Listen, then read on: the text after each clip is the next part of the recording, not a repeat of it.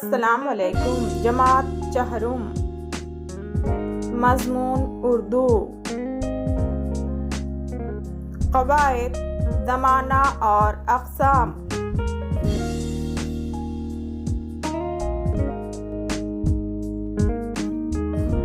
زمانہ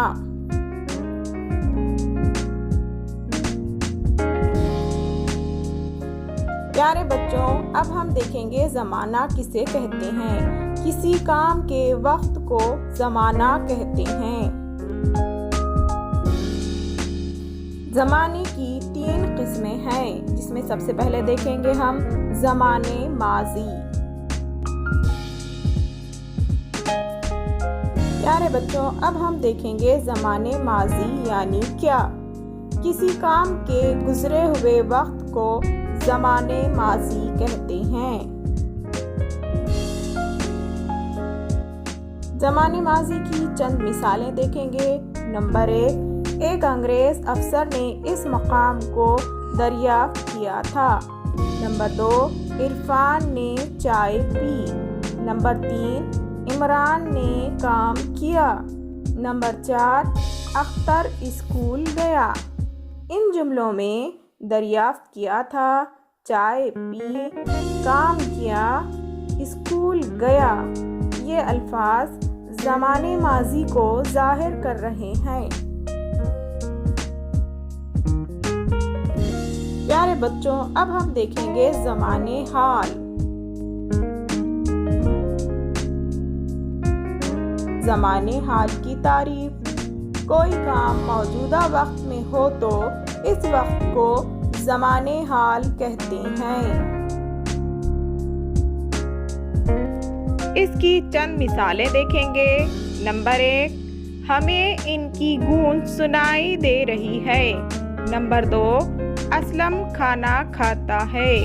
نمبر 3، سفورہ کھیلتی ہے۔ نمبر 4، طہورہ کھانا کھا رہی ہے۔ نمبر 5، بچے میدان میں کھیلتے ہیں۔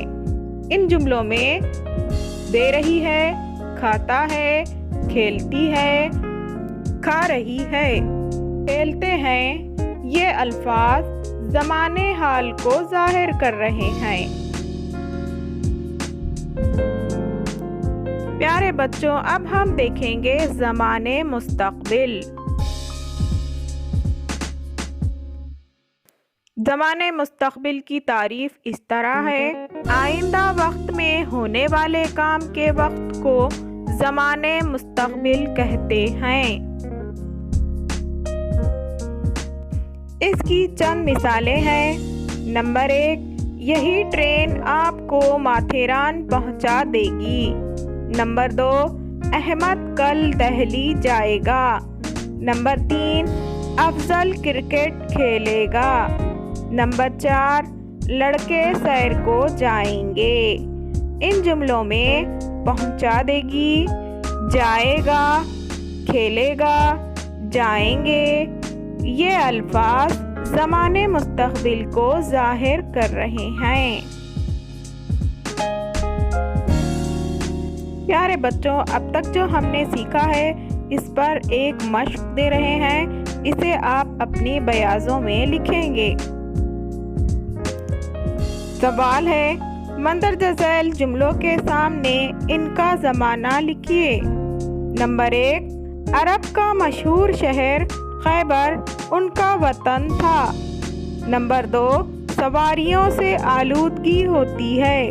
نمبر 3، میں تمہیں بھی ڈھیر سارے کھلونے لا دوں گی۔ نمبر 4، کبوتر کو امن کی نشانی سمجھا جاتا ہے۔